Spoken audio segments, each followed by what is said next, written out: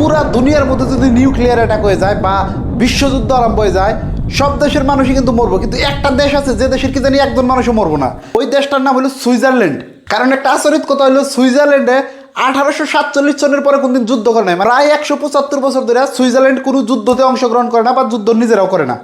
কিন্তু ওই দেশের মানুষরা এমনভাবে নিজেরা তৈরি করে রাখে না, তারা সবসময় যুদ্ধ করে। তার মানে কি হয়, যদি কোনো মানুষের সুইজারল্যান্ডে বাড়ি কিনে, বাড়ি কেনার লগে লগে কী হয়, বাড়ির হাতে হাতে তার তলে একটা বাংকার বানায় দেয়। বাংকার মানে যার যুদ্ধ মুদ্ধ হইলেও ওটার ভিতরে থাকার তাকেও কিছু হয় না। এটার কারণ হলো, দ্বিতীয় বিশ্বযুদ্ধের সময় যখন আমেরিকা আর সোভিয়েত ইউনিয়নের দেশগুলোর মধ্যে যুদ্ধ বেড়েছিল, তখন সুইজারল্যান্ড আসল মধ্যে, মানে এক সাইডে আমেরিকা এক সাইডে সোভিয়েত ইউনিয়ন, মধ্যে পড়ছাল সুইজারল্যান্ড। তো দুই দেশের মধ্যে যুদ্ধ হয়, আর মধ্যে সুইজারল্যান্ড ভয় খায় যায় যে কোন সম্মান তাকে উপরে নিউক্লিয়ার বোম পড়ে।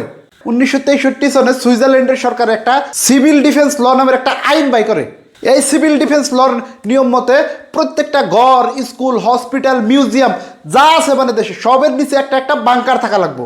মানুষ আচরিত হয়ে যাবার মতো ঘটনা আছে সুইজারল্যান্ডে। সুইজারল্যান্ডে যেগুলো পাহাড় আছে, ওই পাহাড়গুলো যদি কোনো জায়গায় থেকে কাইটা তল মি দেওয়া হয়, এত তল দিয়ে টানেল আছে। আর তারা বন্দুক বারুদ রাখার জন্য এমন জায়গা বানায় রাখছে যেটা ভাবার বাইরে। সুইজারল্যান্ডের জনসংখ্যা প্রায় 9.2 মিলিয়ন, মানে 90 লাখের আশেপাশে। কিন্তু তারা এত বাংকার বানায় রাখছে যে 1 কোটি মানুষ তারা বাংকারের ভিতরে রাখা হবো যদি যুদ্ধ হয়। তো তাহলে আমি যে কইছি ফার্স্টে যে যদি যুদ্ধ লাগে ওই দেশের মানুষ মরবো না, কেমনি করে মরবো? মানুষ আছে 90 লাখ, মানুষ সেফটির জায়গা আছে 1 কোটি। এই জন্যে দেশে যদি নিউক্লিয়ার যুদ্ধও লাগে, সুইজারল্যান্ডের মানুষ মরার চান্স খুব কম।